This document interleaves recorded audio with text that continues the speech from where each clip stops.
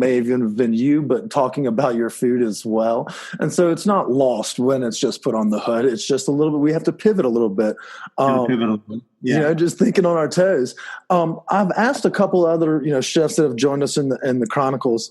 Are y'all doing the alcohol sales as well? Is there some, I like to always pump, let folks know that certain things are flying off the shelf. And if you haven't tried this or tried that you definitely should because it's a fan favorite. Are y'all doing something with the cocktails as well? I know usually you and I go through a bunch of wine, so I wasn't sure. Yeah, no, we're selling wine, beer, and cocktails all to go. We're delivering them to people's houses. People are coming to Safta and picking up food curbside.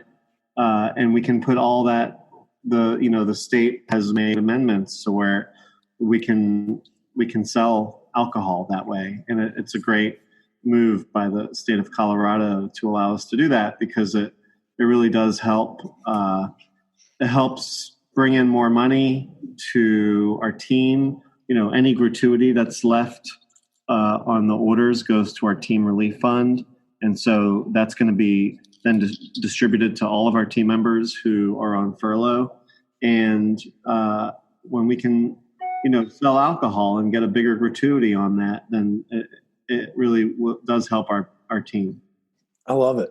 And so everyone's pretty well familiarized with the fact that you had that lamb hummus is just it fucks so hard, but it comes with that dank bread. What are some of the other things that, I guess seeing as you're in New Orleans, but you still see the progress reports. What are some other things that you're seeing flying off the shelf, flying out the door that you'd recommend some of our listeners teeing off on? Yeah, well, we're selling a lot of matzo ball soup right now. We're selling a ton of lamb shoulders right now with our North African menu.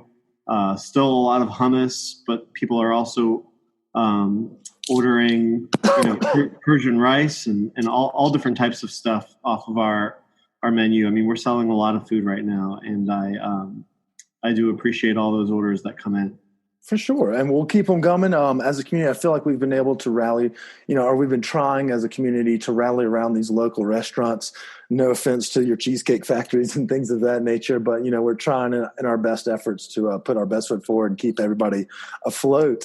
One question I've asked a couple of you guys is, what is the sustainable, how long do we think that we can do this? Is it as long as it takes, or do we have is there a breaking point? How long do we think that this can go on for? I don't know the answer to that. We're taking it day by day, and every day brings a new challenge and new information. And so we really can't go too long like this without the business going under.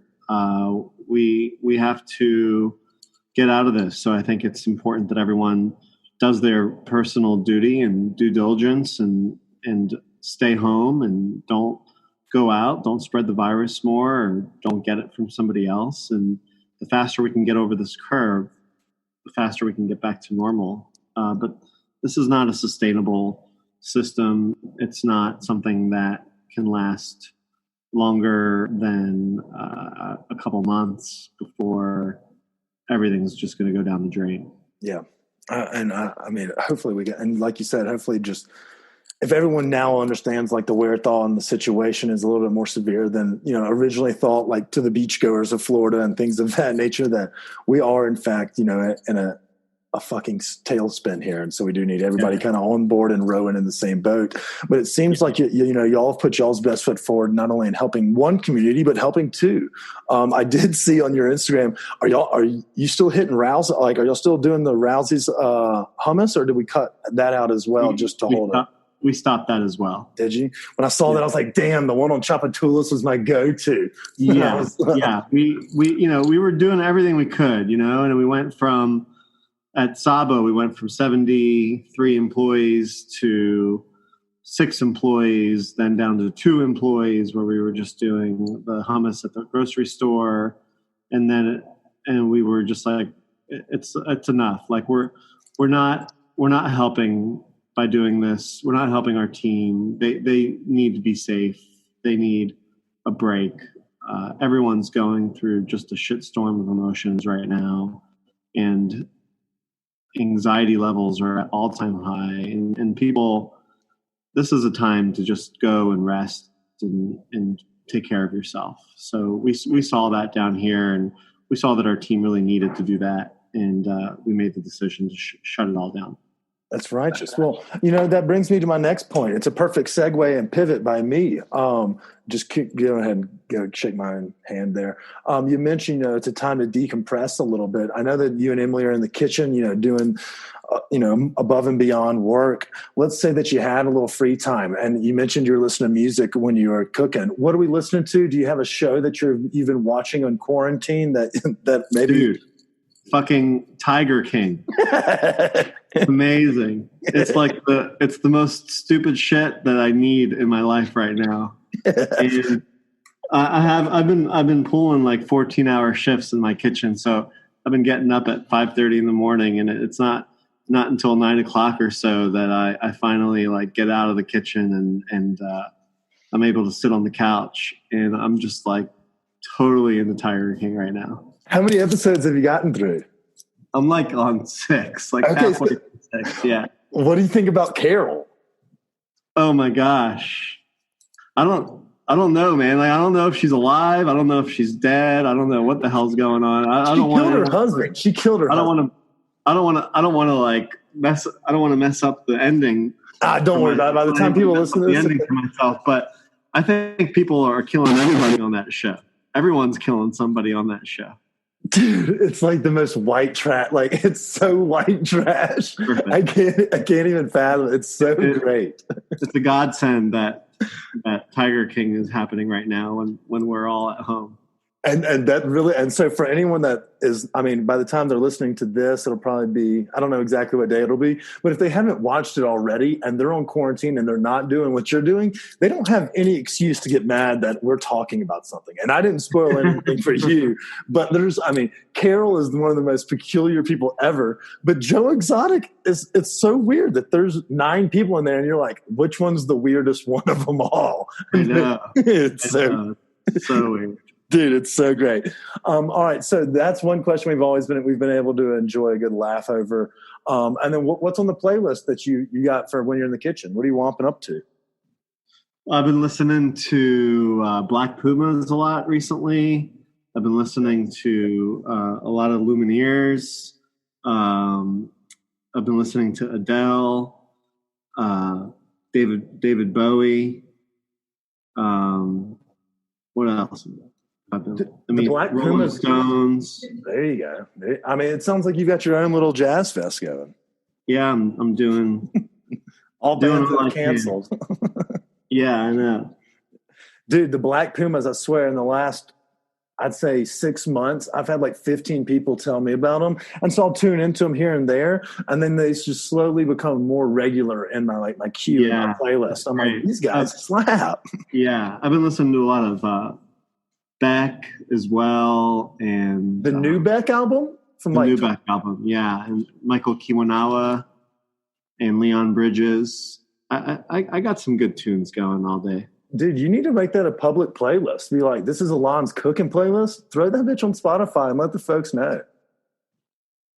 And what people really should do now is tune into there's a group out of New Orleans that are starting this like virtual music festival.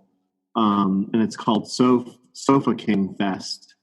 Like Sofa-King. But when you say it, it sounds like So Fucking Fest. And there's all of these artists that are coming on and playing like festival style shows where, there's a lot of bands leading up to a headliner, and all the money goes to different charities, and you can click on the charity that you want to support based on the musician that you're listening to. So I would definitely, I'm going to be doing a cooking demo for it tomorrow. Hell yeah. I would definitely recommend people check out Sofa King Fest. And I'll post. I'll make sure that for those that, I don't know if this episode will drop by tomorrow, but what I'll do is that when I see you post it, I'll just screenshot and share it so that folks do know about it. Are they doing them regularly? Yeah, they're starting out. There's like a Louisiana Day coming up tomorrow, and I bet that's going to be fun.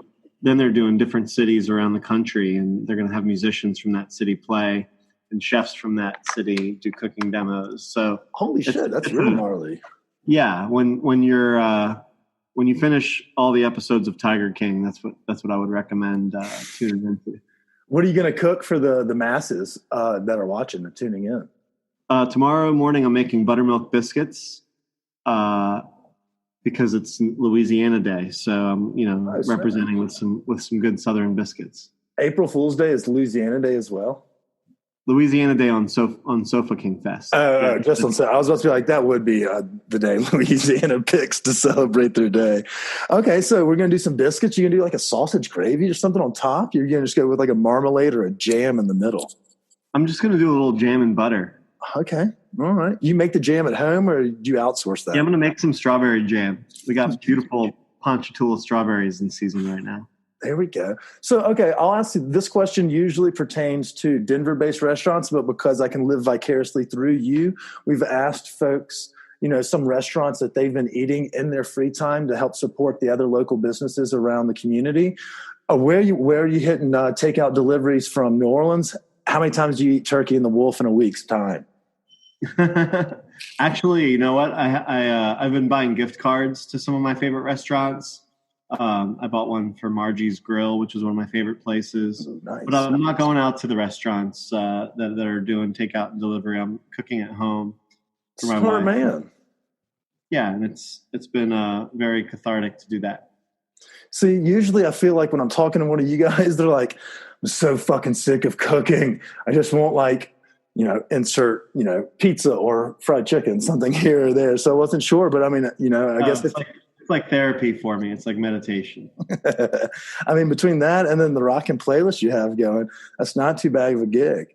I'm looking at like 8 quarts of beef chili over here to my left. I got 4 beef racks, short rib racks seared off over there, waiting to go and braise overnight.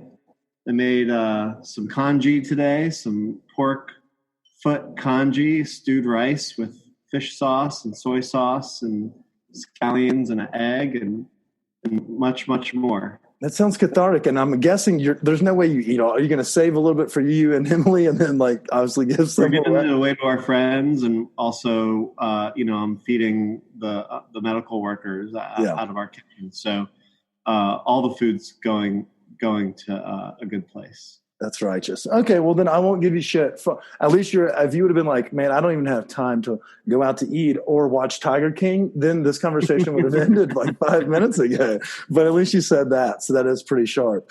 I guess the one last question we'd love to get answered is, when can we expect you to get back out here? We waiting on travel bans to be lifted, or do we have an expectation? Yeah, I think the more people are traveling around right now, the worse it is for the whole country. I think the smart thing to do and our personal responsibility is to stay put and wait until these numbers start going down and they start loosening up the travel requirements. And so, I just don't feel comfortable getting on a plane right now.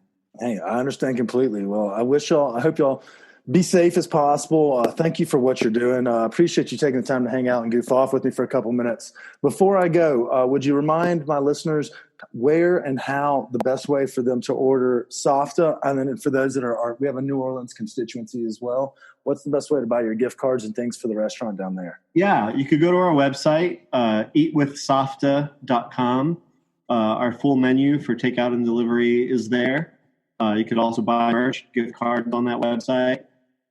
Support our Team Relief Fund by tipping big so that our team gets money in their pockets. And same thing for Saba. You can go to eatwithsaba.com and buy a gift card and support our team for the Team Relief Fund. Well, Chef, I thank you so much again for taking the time to speak with me, for doing what you're doing for not only the community there, but for the community here. We genuinely appreciate it. And we'll call on the Stoned Appetit Nation to definitely try to do everything we can to support the restaurants. Thanks again. I appreciate it, Kip, man. Thank you very much for all you do. Hey, when you get back, cocktails are on me. You've worked too hard. All right. I'm looking forward to that. Have a great day, Chef. Thanks again. All right. Stay safe. Bye-bye. Cheers.